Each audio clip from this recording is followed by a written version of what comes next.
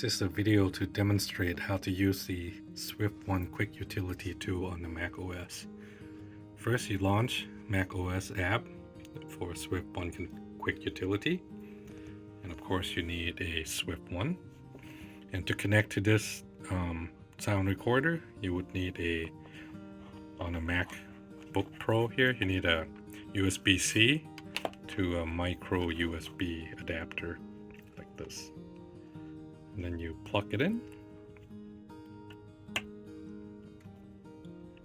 and the unit will turn on and will connect to USB HID. And you can check by hitting connect, and we'll show you the information from the device. And this utility also allows you to put the device into a bootloader mode by clicking the bootloader button after you connect. And here you can see that it initialized the bootloader mode. The light will go out on the Swift recorder, indicating that it's now in a bootloader mode.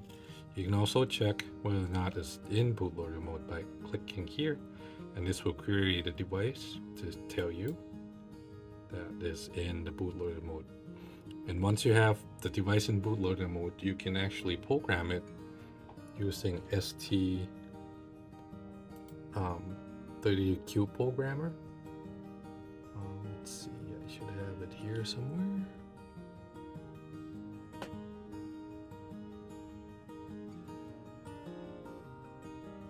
Of course, it's not easy to find, so we're going to search for it.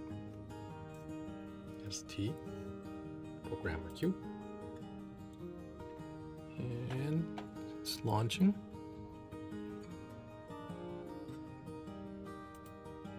And here we are. And then be sure to pick the USB mode. You can check by refreshing. If there's zero number, usually that's a good sign. Hit connect. And now it's talking to the device. And now I can actually load a new firmware and then program it.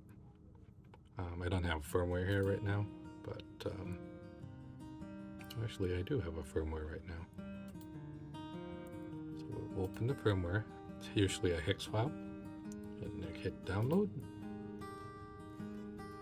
and it's done. And then you can disconnect the device, and you can reboot it by unplugging the unit, plug it back in again. And we can check using our SwiftOne Quick Utility to see what, play all messages. Click connect again. Now I have the new firmware, 1.02.6. That's it.